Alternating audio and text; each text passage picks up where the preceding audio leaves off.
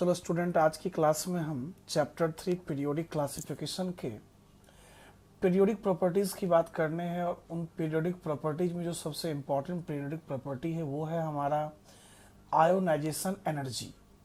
इसी को हम आयोनाइजेशन इंथैल्पी भी कह सकते हैं और इससे हम आयोनाइजेशन पोटेंशियल कैलकुलेट भी कर पाएंगे। तो देखिए कि आयोनाइजेशन एनर्जी एक्चुअल में होता क्या है। देखिए, कहता है कि minimum energy required to remove most loosely bonded outermost shell electron. मतलब ये हुआ कि एक मिनिमम एनर्जी चाहिए जो कि इलेक्ट्रॉन को निकालने में रिक्वायरमेंट है। और वो इलेक्ट्रॉन कैसा, तो काफी लूजली होना चाहिए, वैलेंस सेल में प्रेजेंट होना चाहिए in ground state from an isolated gaseous atom. अब एक वर्ड यूज किया गया, आइसोलेटेड गैसियस एटम। मतलब किसी भी इलेक्ट्रॉन को अगर निकालना है तो आपको गैसियस एटम में कन्वर्ट करना पड़ेगा। मान लीजिए अगर कोई भी सॉलिड है तो सॉलिड को किस में लाना पड़ता है, गैसियस एटम में।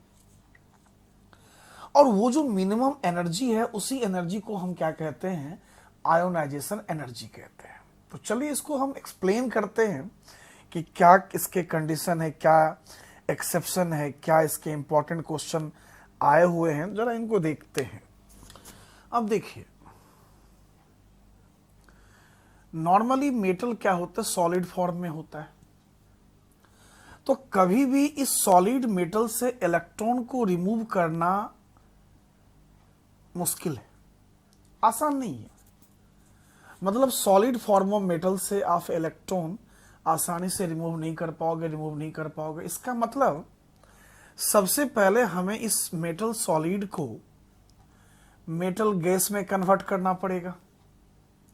और मेटल सॉलिड से मेटल गैस जो कन्वर्ट होगा उसको हम लोग कहते हैं केमिस्ट्री में इंथैल्पी ऑफ सब्लिमेशन कहते हैं। मतलब आयनाइजेशन से पहले हमें एक एनर्जी की और जरूरत होती है, और वो एनर्जी जो हमारा है वो इंथैल्पी ऑफ सब्लिमेशन है। अब ये मेटल गैस के फॉर्म में हमारा कन्वर्ट हो चुका है। इट मीन्स हम अब इस मेटल गैसियस फॉर्म से इलेक्ट्रॉन को आसानी से रिमूव कर सकते हैं। मान लीजिए ये हमारा मेटल गैस है। मैंने क्या किया, इसके एक इलेक्ट्रॉन जो इसके वैलेंस सेल में मौजूद है उसको मैंने रिमूव कर दिया। अगर मैं रिमूव करता हूं, आप जानते हो कि अगर कोई भी मेटल इलेक्ट्रॉन को लूज करता है तो उस पे कैटायन का फॉर्मेशन होगा, और इसको कहते हैं यूनिवैलेंट कैटायन। और इस इलेक्ट्रॉन को निकालने के लिए जो एनर्जी चाहिए उसी एनर्जी को हम क्या कहते हैं, आयनाइजेशन एनर्जी। अब चूंकि इस मेटल गैस से पहला इलेक्ट्रॉन निकला है तो इसको मैं क्या कह दे सकता हूं, फर्स्ट आयनाइजेशन एनर्जी की बात कह सकता हूं मैं। और एक बात हमेशा ध्यान रखेंगे आप कि आयनाइजेशन एनर्जी हमेशा एंडोथर्मिक होता है, कभी एक्सोथर्मिक नहीं हो सकता। मतलब यहां एनर्जी देना ही पड़ता है, लेना बाहर निकलेगा नहीं इससे। अब चूंकि पहले इलेक्ट्रॉन की मैं अगर बात करता हूं तो फर्स्ट आयनाइजेशन। अब इसी यूनिवैलेंट कैटायन से, ये देखिए जरा, इसी यूनिवैलेंट कैटायन से अगर मैं फिर से एक इलेक्ट्रॉन बाहर करता हूं तो ये बाइवैलेंट कैटायन बन जाएगा। और अब जो एनर्जी की रिक्वायरमेंट होगी उसको कहते हैं हम लोग सेकेंड आयनाइजेशन एनर्जी। इसी बाइवैलेंट कैटायन से अगर मैं तीसरा इलेक्ट्रॉन को लूज करता हूं तो ये क्या बना देगा, ट्रावैलेंट कैटायन। और ट्रावैलेंट कैटायन की मैं अगर बात करता हूं तो इस इलेक्ट्रॉन को बाहर निकालने में जो एनर्जी लगेगी वो हमारा क्या होता है, थर्ड आयनाइजेशन एनर्जी। मतलब कोई भी मेटल कितने इलेक्ट्रॉन लूज कर सकते हैं, 1 2 3, मैक्सिमम 3 से ज्यादा कोई लूज नहीं कर पाएगा, 3 से ज्यादा कोई गेन नहीं कर पाता है। मतलब मैक्सिमम तौर पे अगर हम डिफाइन तौर पे बात करें तो 3 तरह के आयनाइजेशन की बात होगी। एक तो फर्स्ट आयनाइजेशन, एक सेकेंड आयनाइजेशन, एक थर्ड आयनाइजेशन। आप जैसे पहले इलेक्ट्रॉन को निकालोगे तो पहले इलेक्ट्रॉन को जब निकालते हैं तो इस पे न्यूक्लियस का फोर्स कम लगता है, दूसरे इलेक्ट्रॉन को निकालने जाओ न्यूक्लियस का फोर्स ज्यादा लगेगा। किससे ज्यादा? तो पहले इलेक्ट्रॉन के कंपेयर में ज्यादा। अगर आप तीसरे इलेक्ट्रॉन से अंदर के सेल से निकालने जाओ तो इस पे फोर्स और लगेगा ज्यादा न्यूक्लियस का। इट मीन्स ये हो गया कि जिस इलेक्ट्रॉन को निकालने में जितनी ज्यादा फोर्स की जरूरत है उसके आयनाइजेशन एनर्जी का डिमांड उतना ही ज्यादा होगा। इस हिसाब से एक जनरल तौर पे हम अगर बात करें तो थर्ड आयनाइजेशन क्या होगा? नॉर्मली सेकेंड आयनाइजेशन से ज्यादा। और सेकेंड क्या होता है नॉर्मली? फर्स्ट से ज्यादा।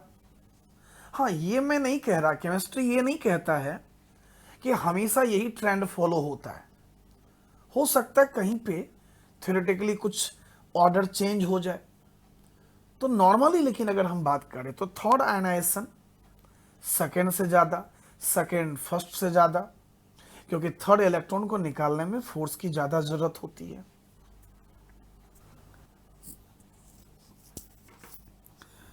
अब जरा देखते हैं, मान लीजिए कि ये हमारा मेटल गैस है, मैंने इससे एक इलेक्ट्रॉन को बाहर किया और ये मेटल प्लस गैस में कन्वर्ट हो गया, और इस एनर्जी को हम क्या कहते हैं? आयनाइजेशन एनर्जी की बात करते हैं। और ये जो आयनाइजेशन एनर्जी है हमेशा एंडोथर्मिक। जब मैं आपको कहता हूं एंडोथर्मिक, इसका मतलब इंथैल्पी क्या होगा? पॉजिटिव। मतलब हमेशा इसको एनर्जी चाहिए। एक बात हमेशा ख्याल रखोगे कि आयनाइजेशन एंथैल्पी हमेशा से क्या होता है? एंडोथर्मिक। ये कभी एक्सोथर्मिक नहीं होता। लेकिन जब मैं इलेक्ट्रॉन एफिनिटी की बात करूंगा तो वो कभी कभी एक्सोथर्मिक भी हो सकता है, एंडोथर्मिक भी हो सकता है। अब सवाल क्या है, जब मैं आपको कहता हूं कि इंथैल्पी चेंज पॉजिटिव हो गया, अब हमें आयनाइजेशन एनर्जी के यूनिट को समझना पड़ेगा। आखिर कौन सी यूनिट में इसको लिखा जाए? तो कई सारे यूनिट होते हैं। इसको आप किलो जूल पर मोल में लिख सकते हो, इसको आप इलेक्ट्रॉन वोल्ट पर एटम में लिख सकते हो, किलो कैलोरी पर मोल में लिख सकते हो। जैसे मैंने कहा इलेक्ट्रॉन वोल्ट पर एटम, मतलब एक एटम की बात हुई। जब मैंने कहा किलो जूल, मतलब एक मोल एटम की बात होगी। इस बात को हमेशा आपको समझ के चलना पड़ेगा। हाँ, अब सवाल यह है कि आयनाइजेशन एनर्जी को हम आयनाइजेशन पोटेंशियल में कैसे कन्वर्ट करें। ये बड़ी बात, कई बार बच्चों को दिक्कत होती है। मान लीजिए अगर हमारा आयनाइजेशन एनर्जी, मान लीजिए आप कि वो इलेक्ट्रॉन वोल्ट पर एटम के फॉर्म में अपने को दे रखा है, तो इस आयनाइजेशन को हम आयनाइजेशन पोटेंशियल में कैसे लेके आए? तो अपने पास जितनी भी एक एटम के लिए एनर्जी दे रखा है इलेक्ट्रॉन वोल्ट पर एटम को, उसको इलेक्ट्रॉन के चार्ज से डिवाइड कर दो। अब देखो इलेक्ट्रॉन इलेक्ट्रॉन कैंसिल, इसका मतलब ये हमारा क्या होगा? वोल्ट। मतलब ये कंफर्म सी बात है कि आयनाइजेशन पोटेंशियल जो होगा वो वोल्ट पर एटम के हिसाब से चलेगा। इट मीन्स कहने का मतलब ये है कि आयनाइजेशन एनर्जी अगर हम इलेक्ट्रॉन वोल्ट पर एटम लिखेंगे तो उसी मेटल का आयनाइजेशन पोटेंशियल किस में लिखते हैं? वोल्ट पर एटम में। आयनाइजेशन एनर्जी को इलेक्ट्रॉन के चार्ज से आप डिवाइड कर दोगे, उससे हमारा आंसर आ जाएगा। तो ये थे इसके यूनिट की बात। तो किलो जूल में भी आ सकता है, किलो कैलोरी में भी आ सकता है, इलेक्ट्रॉन वोल्ट पर एटम में भी आ सकता है। अब देखते हैं कि आयनाइजेशन एनर्जी आखिर किन किन फैक्टर्स पर डिपेंड करता है। आखिर वो कौन कौन से फैक्टर्स हैं जिस पे आयनाइजेशन पोटेंशियल कह लो, आयनाइजेशन एनर्जी डिपेंड करता है। सबसे जो पहला फैक्टर है बच्चों, वो है हमारा पेनिट्रेशन इफेक्ट। अब कई बार बच्चों के समझ में ये नहीं आता है कि ये पेनेट्रेशन इफेक्ट क्या, बड़ा सिंपल सा इफेक्ट है। मैं आपको बताता हूं ये पेनेट्रेशन इफेक्ट का मतलब क्या होता है। मान लीजिए ये हमारा न्यूक्लियस है, न्यूक्लियस के सबसे करीब का सेल हमारा है, फिर दूसरा सेल है। सब सेल की बात करो, सेल की बात नहीं करते नॉर्मली। अब देखो ये हमारा एस सब सेल है, ये हमारा पी है, ये हमारा डी है, ये हमारा एफ है। होता तो जी भी है लेकिन जी की बात हम करते नहीं है। अब ये समझते हैं इस एसपीडीएफ के टर्म में कि पेनिट्रेशन इफेक्ट होता क्या है। आप देखिए इस न्यूक्लियस के भीतर में प्लस का चार्ज होगा और इस न्यूक्लियस का सबसे ज्यादा फोर्स किस पे लगने वाला, एस पे। एस के बाद थोड़ा कम फोर्स किस पे लगता है, पी पे। पी के बाद क्या होता है, डी पे। सबसे कम किस पे लगेगा, एफ पे। मतलब न्यूक्लियस से जैसे जैसे आप दूर चलते जाओगे, दूर चलते जाओगे, न्यूक्लियस का फोर्स धीरे धीरे कम होना शुरू होता है। आप यूं कह लो कि न्यूक्लियस के करीब जो सबसे नजदीक होगा उस पे न्यूक्लियस का फोर्स ज्यादा लगेगा। और पेनिट्रेशन इफेक्ट ऐसा कुछ नहीं है, सिंपल सी बात है कि कौन सा सबसेल रिलेटिवली न्यूक्लियस के काफी अट्रैक्टिव फोर्स के अंदर में है, इसका मतलब सबसे ज्यादा पेनिट्रेशन इफेक्ट किस पे होगा, एस में, क्योंकि एस सबसे नजदीक है। एस के बाद क्या होगा, पी में। पी के बाद किस में होता है, डी में। जैसे जैसे न्यूक्लियस से दूरी बढ़ती जाएगी पेनिट्रेशन इफेक्ट भी क्या होता है, कम होना शुरू हो जाएगा। इसका मतलब बड़ा क्लियर है बच्चों कि जिस सबसेल में न्यूक्लियस का फोर्स ज्यादा लगेगा उससे इलेक्ट्रॉन का निकाल पाना बहुत मुश्किल है।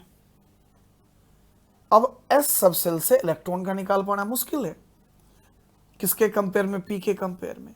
हाँ, अगर हम पी और डी के कंपेयर में बात करें तो पी पे न्यूक्लियस का फोर्स ज्यादा लगेगा, डी पे कम। इससे इलेक्ट्रॉन का निकाल पाना आसान है, इससे निकाल पाना थोड़ा सा, सॉरी, इससे निकाल पाना मुश्किल है, इससे निकाल पाना आसान है।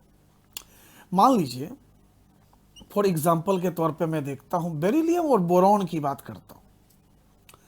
अब देखिए बेरिलियम का एटॉमिक नंबर 4 है, बोरॉन का एटॉमिक नंबर 5 है। अगर मैं 4 का कंफिग्रेशन देखता हूं तो 1s2 2s2। अगर मैं 5 का कंफिग्रेशन देखता हूं तो 1s2 2s2 2p1। इसका जो सबसे आउटरमोस्ट सबसेल है ये हमारा 2p है और इसका जो आउटरमोस्ट सबसेल है ये हमारा 2s है। तो सबसे ज्यादा पेनिट्रेशन इस पे लगेगा। ये बड़ा क्लियर सी बात है कि अगर s सबसेल पे पेनिट्रेशन ज्यादा लगेगा तो इससे इलेक्ट्रॉन का निकाल पाना मुश्किल है।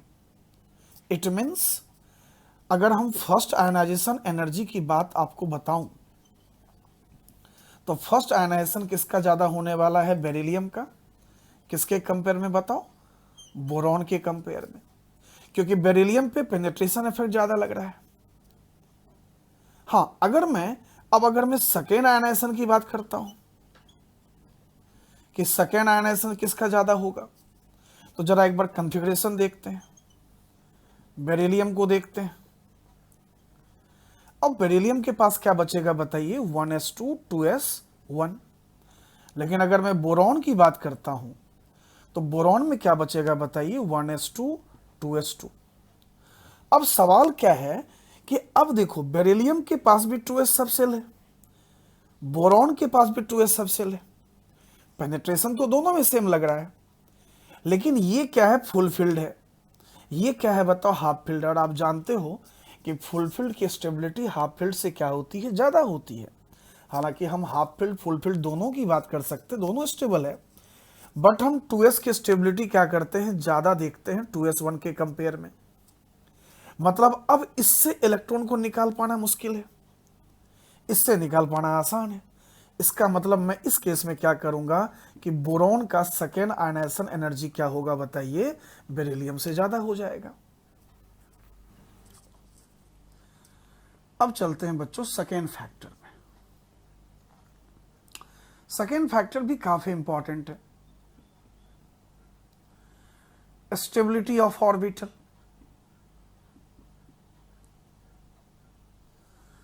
जो ऑर्बिटल का कॉन्फ़िगरेशन ज्यादा स्टेबल होगा, इलेक्ट्रॉन को निकाल पाना काफी मुश्किल है। मतलब फुलफिल्ड ऑर्बिटल जो होगा, फुलफिल्ड ऑर्बिटल हाफ फिल्ड के कंपेयर में काफी ज्यादा स्टेबल होता है। मतलब ये हो गया कि S2 जो होगा वो S1 के कंपेयर में ज्यादा स्टेबल है। P6 जो होगा वो P3 के कंपेयर में ज्यादा स्टेबल होगा। D10 जो होगा वो D5 के कंपेयर में ज्यादा स्टेबल होगा। F14 जो होगा वो F7 के कंपेयर में ज्यादा स्टेबल होगा। मतलब फुलफिल्ड की स्टेबिलिटी हाफ फील्ड से ज्यादा होती है। मान लीजिए आपके पास दो एग्जाम्पल है, एक नाइट्रोजन एक ऑक्सीजन। अगर हम नाइट्रोजन के एटॉमिक नंबर की बात करें तो 7 और ऑक्सीजन के एटॉमिक नंबर की बात करें तो 8।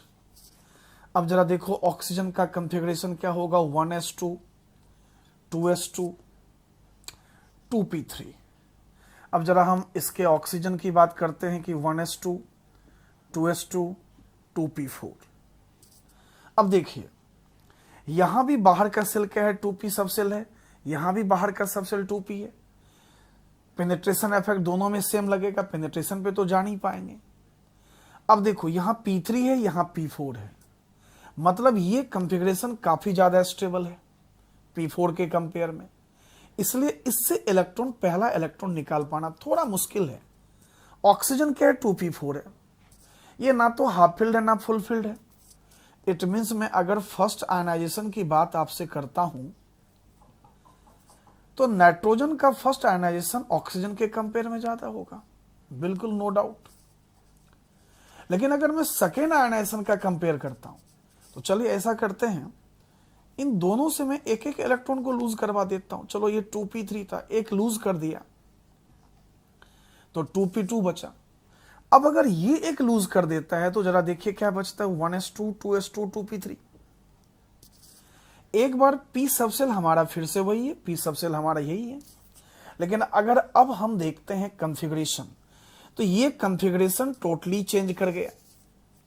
ये हो गया बच्चों P2 और ये हो गया P3। मतलब अब ये जाकर के हाफ फील्ड हो गया। अब ये ना तो हाफ फील्ड है ना फुल फील्ड है, अब ये ज्यादा स्टेबल है। अब इससे इलेक्ट्रॉन निकाल पाना मुश्किल होगा। तो इसलिए मैं जब सेकेंड आयनाइजेशन की बात बच्चों करता हूं तो सेकेंड आयनाइजेशन में कौन ज्यादा होने वाला है, ऑक्सीजन क्या होगा बताओ, सेकेंड आयनाइजेशन एनर्जी ज्यादा होगा। तो हमें हर चीज को देखना पड़ता है। पहले देखो पेनिट्रेशन इफेक्ट, पेनिट्रेशन के बाद क्या देखो, stability of the half field and full filled orbital. तो कहीं ना कहीं बात तो बनेगी, ऐसी बात नहीं कि नहीं बनेगी।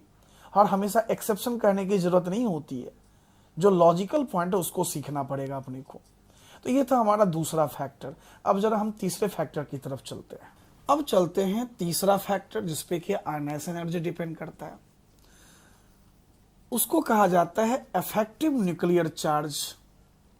ये भी बहुत खास फैक्टर है, इफेक्टिव न्यूक्लियर चार्ज की बात करते हैं, जिसको कि हम क्या बोलेंगे, जेड इफेक्टिव बोलने वाले हैं। अब देखो होता क्या है, अगर मैं जेड इफेक्टिव की बात करता हूं तो ये एक तरीके का अट्रैक्टिव फोर्स है न्यूक्लियस का, जो कि आउटर मोस्ट इलेक्ट्रॉन पे लगता है।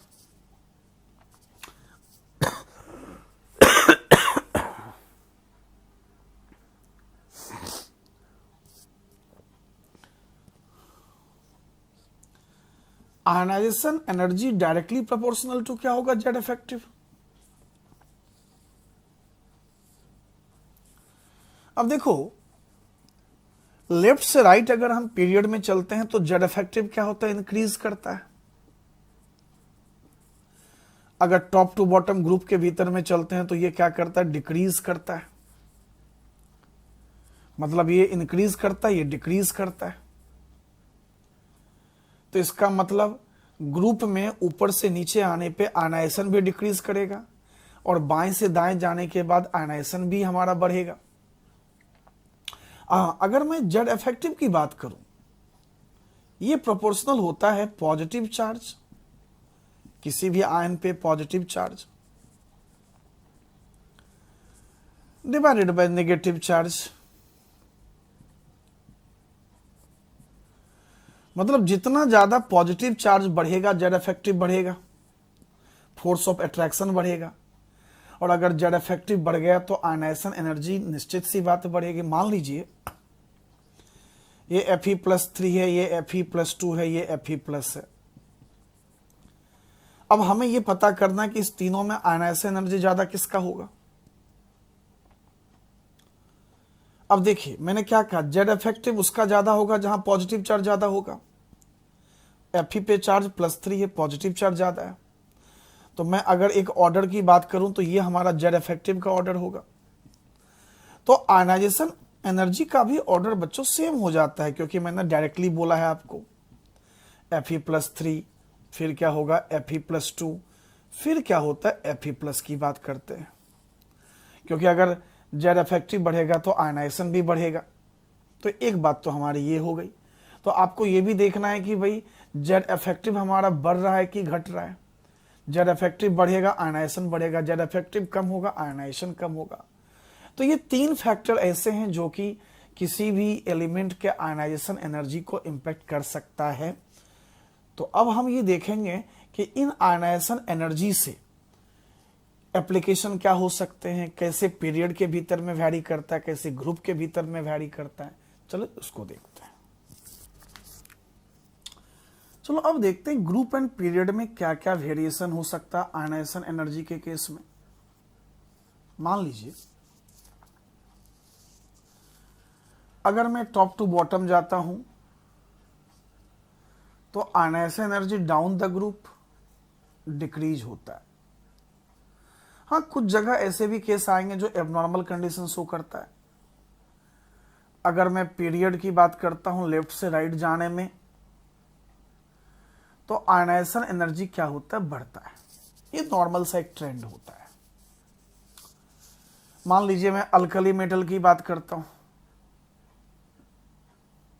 अल्कली मेटल का मतलब फर्स्ट फैमिली, लिथियम है, सोडियम है, पोटासियम है, रुबिडियम है, सीजियम है।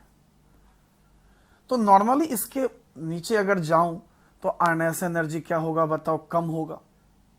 मतलब सबसे कम कौन होगा बताओ, सीजियम का होगा। और इसलिए सीजियम को हम मोस्ट इलेक्ट्रोपॉजिटिव मेटल कहते हैं। सीजियम को हम क्या कह सकते हैं, मोस्ट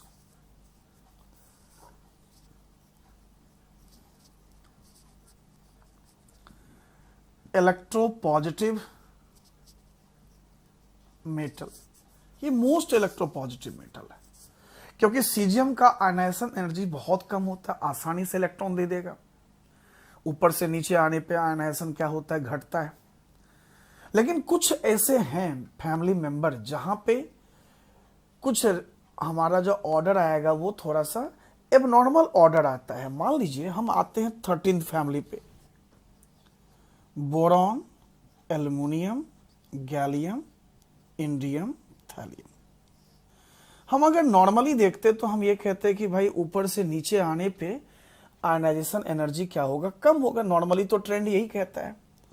तो अगर हम ऐसा कुछ लिखते हैं, कुछ अगर मैं ऐसा लिखता हूं, इट मीन्स ये हमारा गलत है। क्योंकि यहां पे एक पॉइंट जो है, गैलियम और एल्युमिनियम के साइज में डिफरेंस होता है। यहां पे हम क्या करते हैं, लेंथेनॉइड कॉन्ट्रैक्शन की बात करते हैं। तो नॉर्मल ट्रेंड ये गलत है।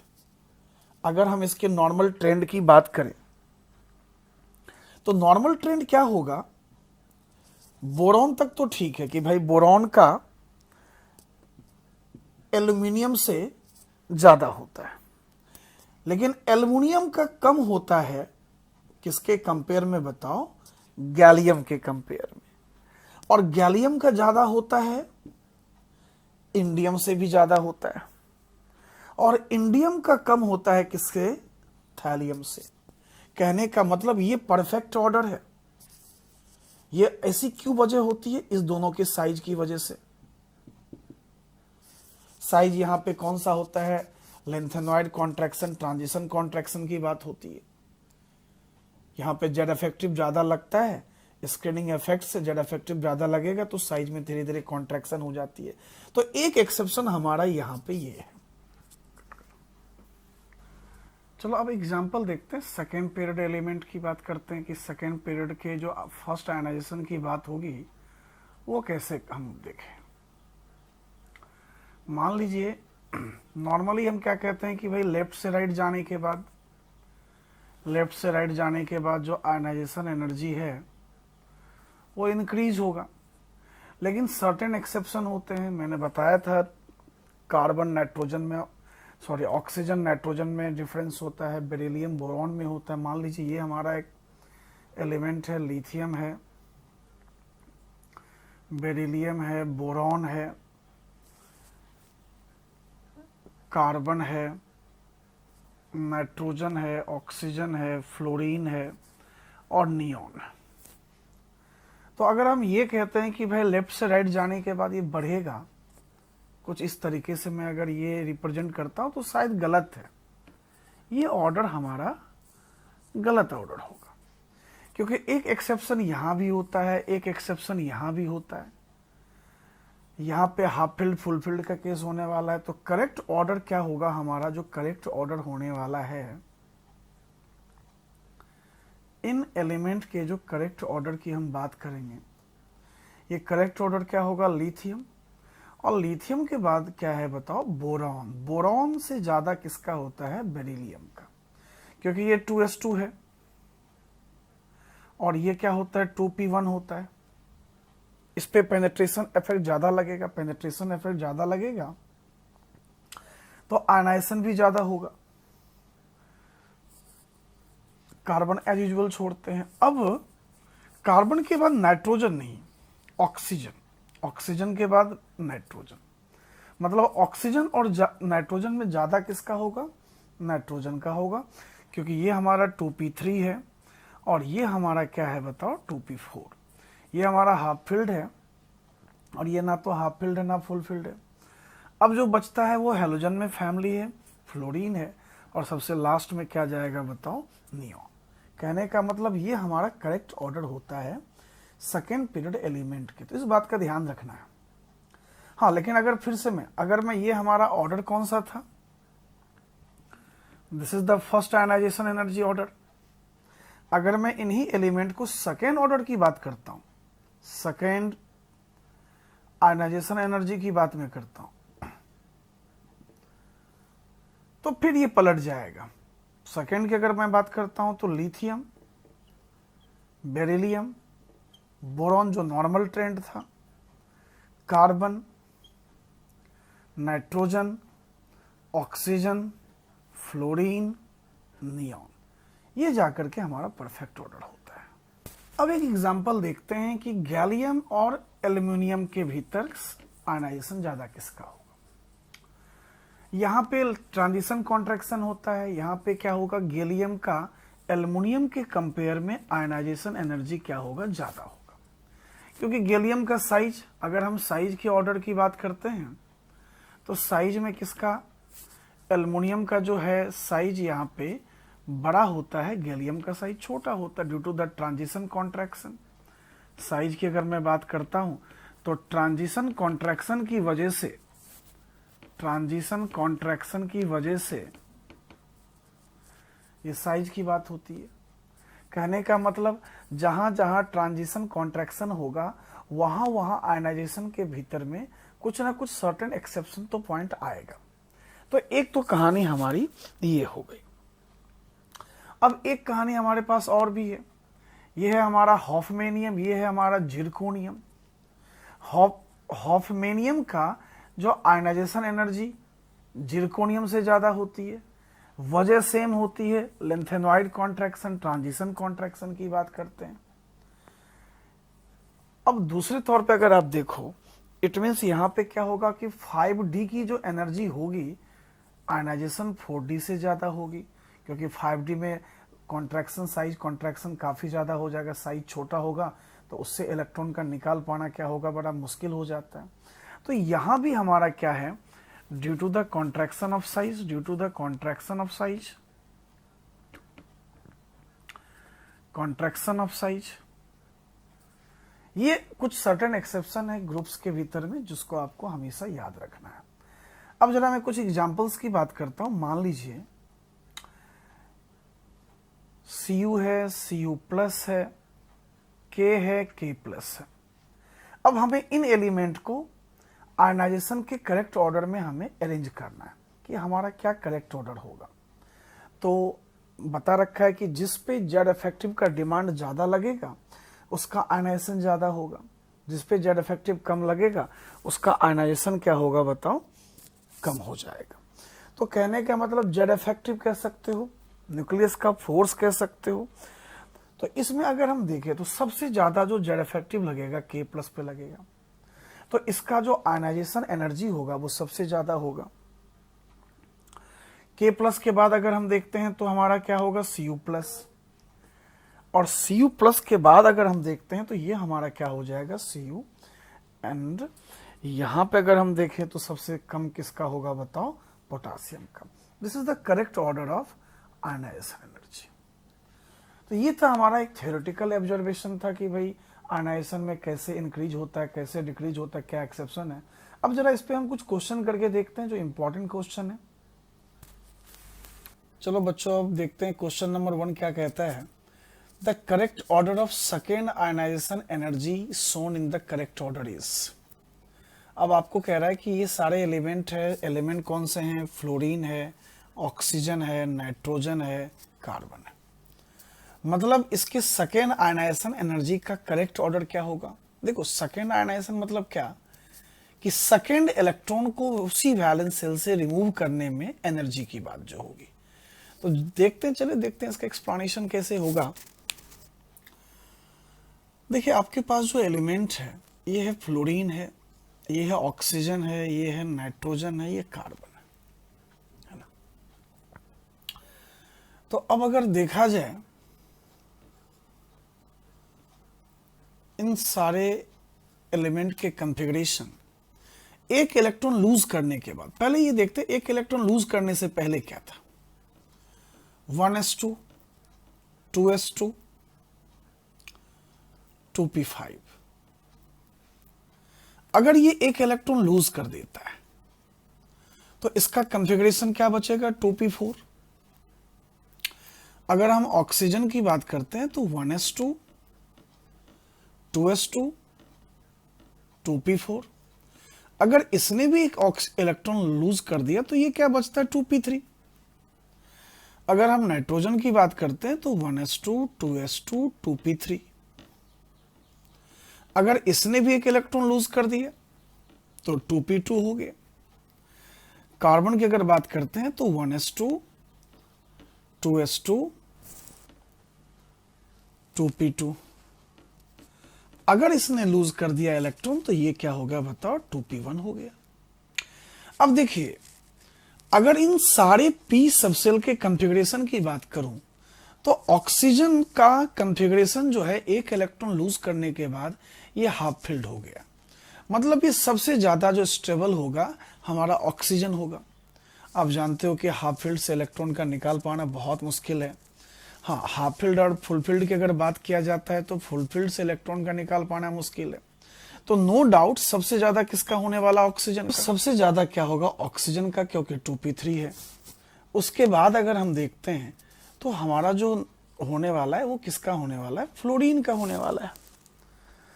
अब अगर फ्लोरीन के बाद हम देखें तो क्या होगा बताओ, नाइट्रोजन की बात हम करें, क्योंकि जैसे p सबसेल में इलेक्ट्रॉन घटते जाएंगे आयनाइजेशन क्या होगा बताओ, घटता जाएगा। और सबसे लास्ट में क्या होगा बताओ, कार्बन का हो जाएगा। मतलब इन सबों में मैक्सिमम किसका होगा, O का, मिनिमम किसका होगा, कार्बन का। O का ज्यादा क्यों होगा, क्योंकि इसका 2p3 का कॉन्फ़िगरेशन है। And our answer will be T। अब चलते हैं सेकेंड नंबर क्वेश्चन में। देखो क्या कह रहा है, which has the highest ionisation energy. मतलब इन चारों में सबसे ज्यादा हाईएस्ट आयनाइजेशन किसका है। अब देखो ये भी हमारा नियॉन है, बी भी हमारा नियॉन है, सी भी नियॉन है, लेकिन डी जो है हमारा आर्गन है। अब देखो जितना कम एटॉमिक नंबर होगा, जितने कम इलेक्ट्रॉन होंगे, न्यूक्लियस का फोर्स उतना ज्यादा लगेगा।